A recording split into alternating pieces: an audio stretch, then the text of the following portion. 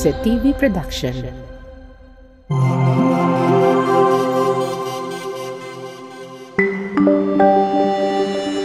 Your only island TV channel.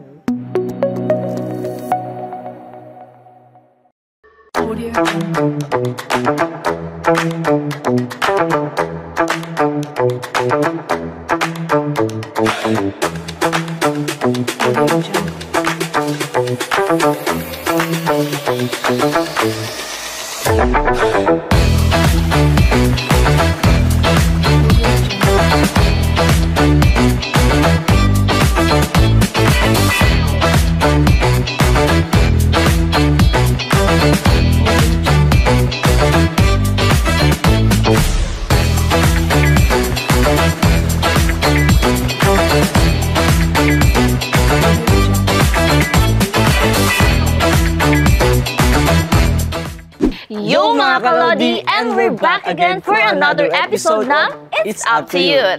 This is your host, Lodi Diggs. And ang inyong sporty bestie, Christine! At kami ang makakasama ninyo para sa panibagong episode ng It's Up to You! Dito lamang yan sa Isa TV, your only island TV channel.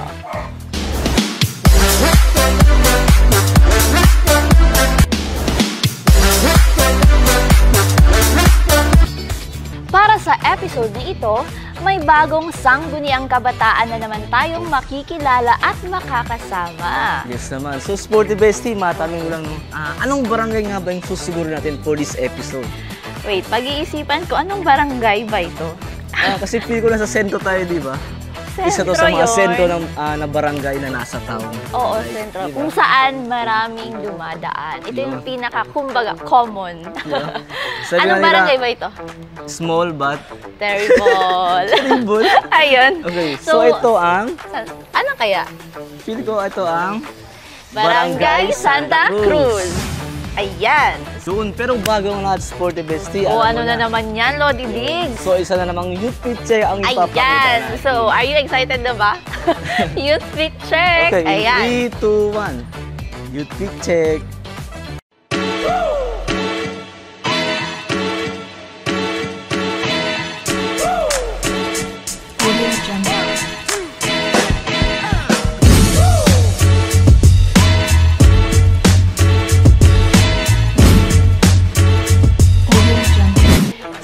Ayun na nga, Lodi Diggs. Are you excited na ba? Yes naman, siyempre excited na ako. Paano? Gaano ka-excited? Yan na naman yung tanong. Excited ako kasi diba, ilang months tayo walang sugod sa gunyang kabataan. Sugod, yeah, tama yan. Time na para makipagkita na naman nila kung ano yung bago, kung ano yung meron. Ano bang meron ngayon sa SK, diba? Yes. So, hindi na natin ito patagalin pa because I am excited too. So, let's go and... Sigurin na natin sila. Yes.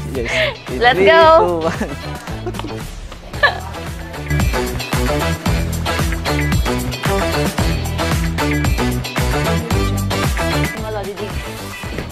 Ready na ba sila? Feel ko ready na sila. Oo. So, ayan. Dito pala. Dito. Wala po siya. Dito.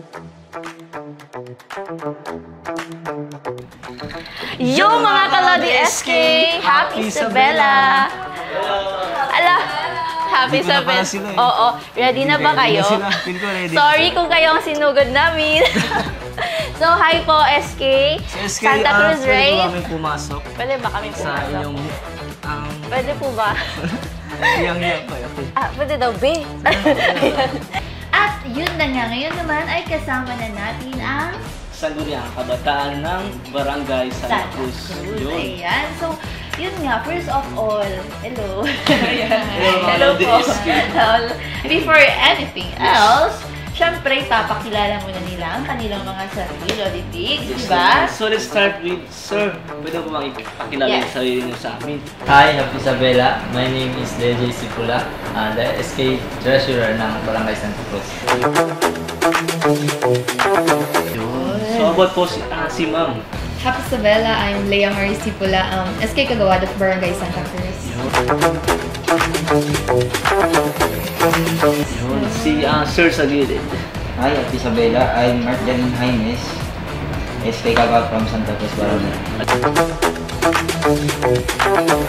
At syempre, di ba? Syempre, ang pinaka-lodi ng lahat. Ayan, yes. Hi, Happy Isabela. Ako nga pala si Darren Liam Bonanza, the SK Chairperson of Barangay Santa Cruz. Yun, ang astig. Ayan, so, yun nga, first of all, hello. Ayan. Hello po. So, kumusta na kayo? Ayan. Okay lang. Okay Okay lang. lang.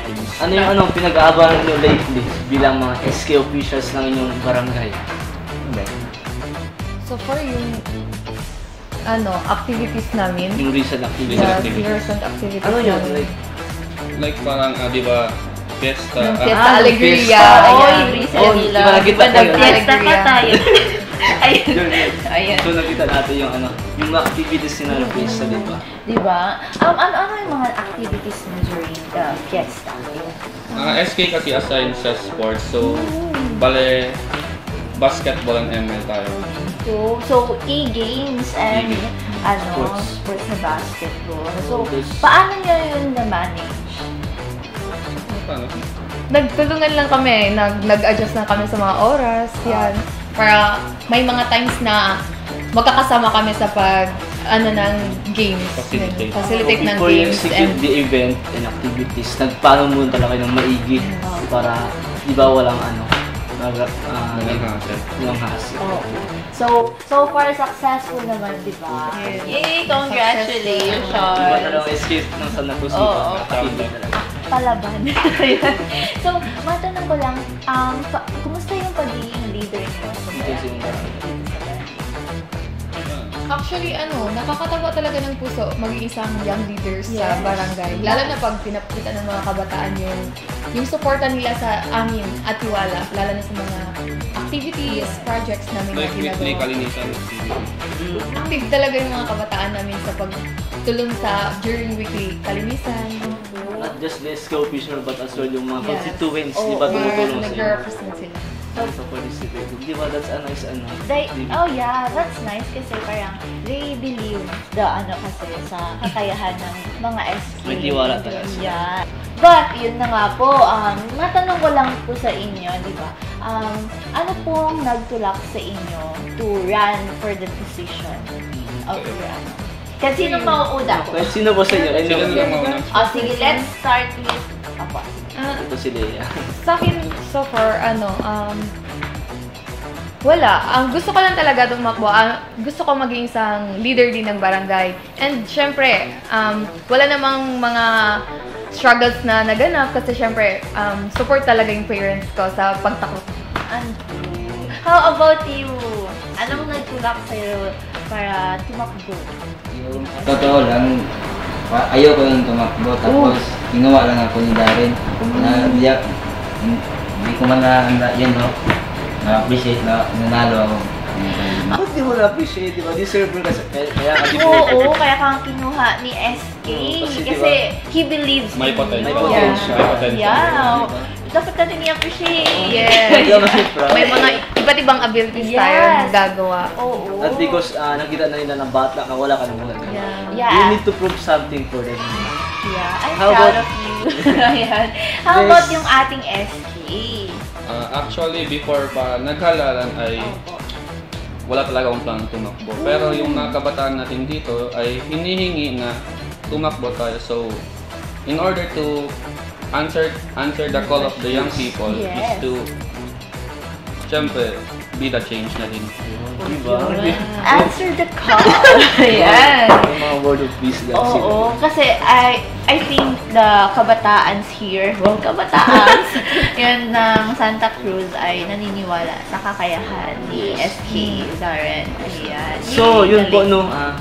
during your leadership po, in a short period of time, so ano po yung mga nagawang activities inyo or programs dito sa inyong barangay? Yes. Pass? Opo, Opo. recent. Ano ba? During Holy Week. Yeah. May mga activities kami during Holy Like Week. Semana Santa. Yeah, ng Semana Yung Santa. first pa talaga, upon assuming the position, Yes po. ay 5 days upon assuming the position Yes. is gumawa na po tayo agad ng nagpaliga tayo agad ng free jerseys. Yun na, during December din ay Wow, so lahat ng players po may free jersey. Lahat ng players yun. Galing. So mga SK Lodi, matanong po namin. So, during po your leadership, what are the challenges you guys usually face and how did you overcome it? Ano ba? So, sa akin, sobrang daming challenges actually kasi like, yung to the point na hahatiin yung oras sa school, sa pag-perform, and sa pagiging isang leader sa barangay, ganun. Pero, na-overcome naman kasi lalo na magfo-focus sa may days na magfo-focus sa pagiging isang leaders sa barangay, lalo na pag may mga activities, pag may mga concerns yung mga kabataan, ganun. So, more on like time management, naging isa sa mga challenges na hinaharap na nila. Kasi nga, di ba, most of them are students. And nakaka-proud, di ba? Kasi kahit students ka lang sila. Competitive na. Oo, they can serve their community na. Yun, how about si, SK Kagawan? Yan. Yung challenges na naharap mo, gano'n. Are you still studying pa po ba? Estudyante pa rin po kayo. So, anong grade po kayo or college na po ba? Senior high school. Senior high school. Basilan National High School. Urban. Urban. So, how about si dito, SK Treasurer natin? Yung madaming pera. Baka na. Yung challenges lang para sa akin, yun din yung time kasi syempre graduating students. Graduate. Opo. So, kakagraduate mo na. Opo. Congrats po. Kaka-graduate pala. Okay, congrats. Ayan. Hindi po kami in-invite. So, ano po yung course ninyo? Bachelor of Science in Business Administration. Wow, business-minded. Kaya po nalaging treasurer. Oo. How about ang SK Gaw natin? Yes, yung SK naman. SK pala. Sorry. Siyempre, yung budget natin. Kasi, hindi ko alam yung mga hinanakit ng mga young natin na nag-e-expect ng more activities. So, in order na ma-meet yung expectation nila. Ma-meet natin yung expectation nila. Mahigpit kasi tayo ngayon sa DILG. So, dapat we need to move faster na din sa mga budget, sa mga banding. Kung baka may proper guidelines to be able to have the budget, dapat they should comply the expect requirements, di ba, para may So, pero nakakayanan naman. Siyempre, Walang sakto lang. choice. Marami tayong Walang choice. Kakayanin. So, ito guys, so as the leader of the youth of your barangay, so what are the specific plan you guys have for the betterment of your community? Yeah. I believe that you have plans pa for the Like, di ba- betterment. Ayan. Di ba we hear from other barangays, meron silang ABIP and CBYDP. Do you have like that? Yes, actually, yung main objectives ng CBYDP and ABIP namin is to give opportunities to the youth, most especially when it benefits about their educationally, financially, and other aspect that can improve their life. Kumbaga, yung sole objectives ng CBYDP namin, to help the youth, to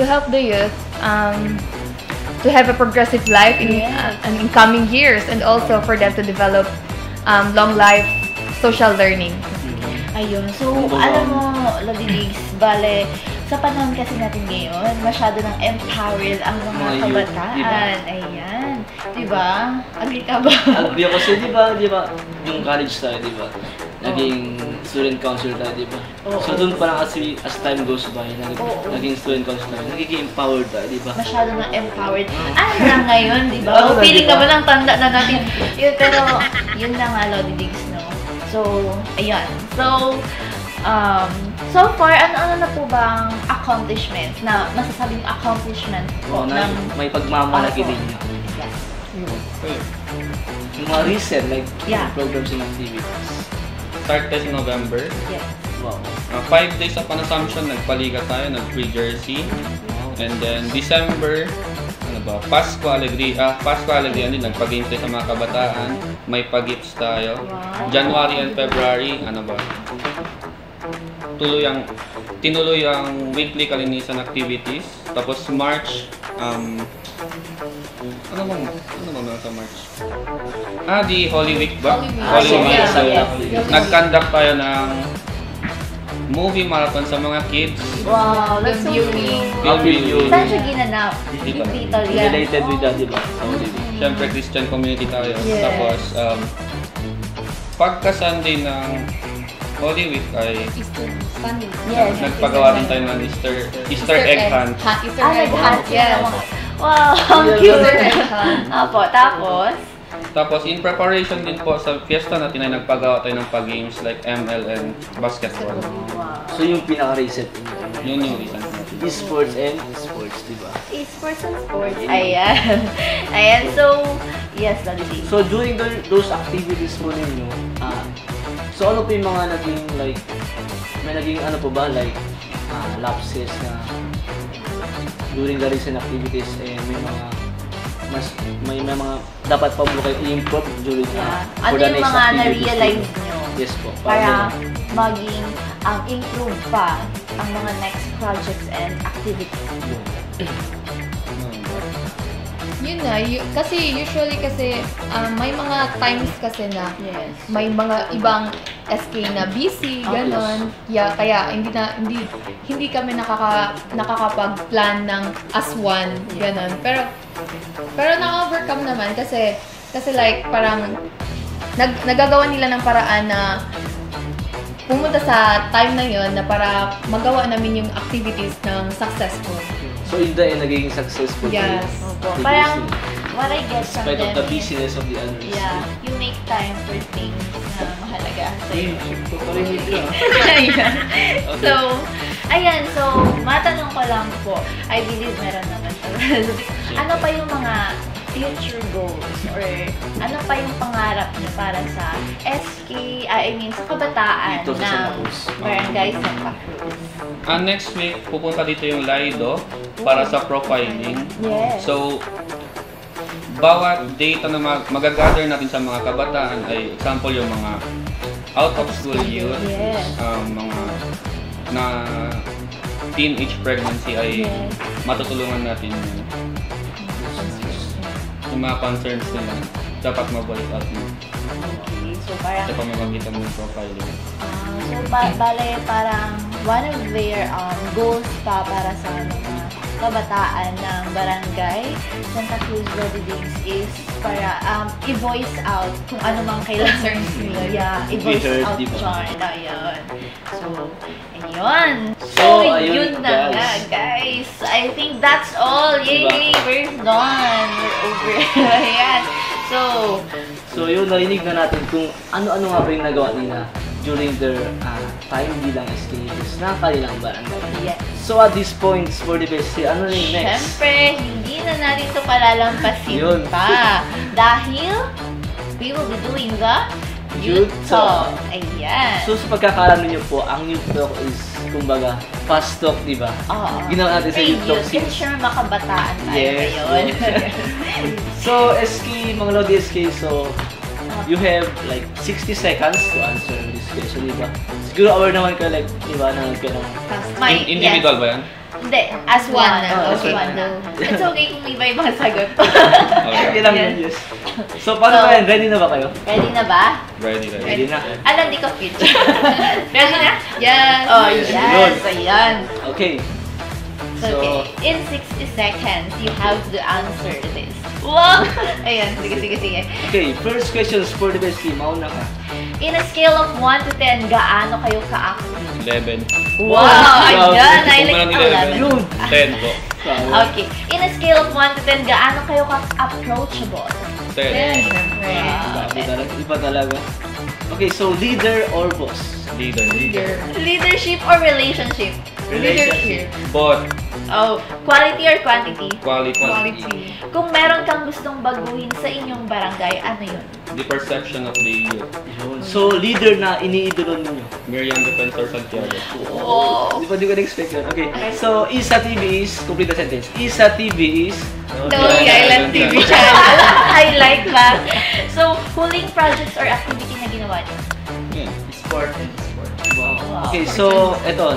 Complete the Sentence, sentence. 2 years From now, we will be... We will be able to guiding and empowering the next generation, young to reach their full potential and foster a leadership skills and to be positive change sa ating barangay Santa Cruz. Yun! Perfect! Wait, nag-nosebleed. Ang bilis na kasagot eh. Oo nga. So, anyway, may gusto po ba kayong pasalamatan? Or may gusto kayong i-shoutout? Ayan. Shoutout This is kayo, your guys. time. So yun, shout out sa chairperson ng Barangay Santa Cruz, Cap Joy Calvario. Shout out sa TV. Yay! So, si Kuya, baka... Yes, ikaw, Alino, meron Sabi yung mga yan. crush mo, parang nasa Shoutout ka mo, hi crush! Ganun. Shoutout ko lang pala yung barangay namin sa Daros. Yes. Kay Cam, tsaka kay SK Darren. Yun, yung SK treasurer natin. Yes. Shoutout sa lahat ng mga constituent dito sa Barangay Santa Cruz. Sana matulungan pa nila kami sa mga gagawin naming mga projects. Ay, ayun, may tanong pa pala ako. Okay, Alin. Ano May yung pahabol, ah. mensahe nyo para sa mga SK, sa mga kabataan ng Barangay Santa Cruz? Ayun lang. Message. Yun, wag silang mapapagod na suportahan kami at magtiwala sa mga upcoming activities na gagawin namin. At sana ma-change na yung perception nila sa mga bagong leader na ngayon na umupo. Oh, yun. Kasi past SK, hindi natin masabi sa Santa Cruz kasi active naman Santa Cruz sa... May mga, yun. May mga may SK mga, yun opo, kasi. ayun. Sana mabago yung perception nila. So, ayun. So, yung gusto nilang Gagawin namin yung best message is namin. to change the perception of the young, young generation sa mga leaders. Sa current leaders. Kasi, syempre, bigyan natin ng chance to prove yung mga leaders na nakaupo ngayon. Kasi diba, actually marami sila patunayan, diba, in a short period of time. Yes. So, I think that would be all. Ayan. Sa Barangay Santa Cruz, naniniwala ang kanilang sangguniang kabataan na ang kabataan ang pag-asa ng bayan.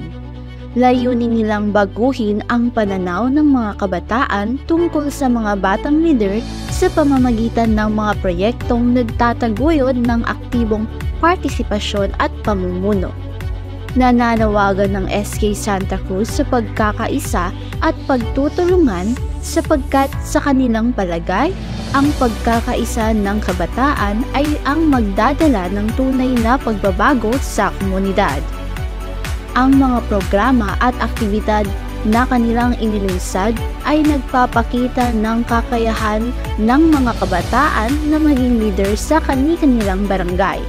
Sa tulong ng kanilang pagsusumikap, umaasa silang magigising ang damdamin ng bawat kabataan upang makilahok at mag-ambag sa kaunlaran ng ating lungsod. And that was it, you all guys. Isa na namang makabulang episode ang naganap para sa araw na ito. Yes. Sana'y nag-enjoy kayo at may natutunan para sa episode na ito. Again, this is your host, Dodi Diggs. At ang your inyong sporty bestie, Christine. Yun. So at abangan nyo kami sa susunod na episode ng It's up to you. Dito lamang yan sa Isa TV, your only island TV channel.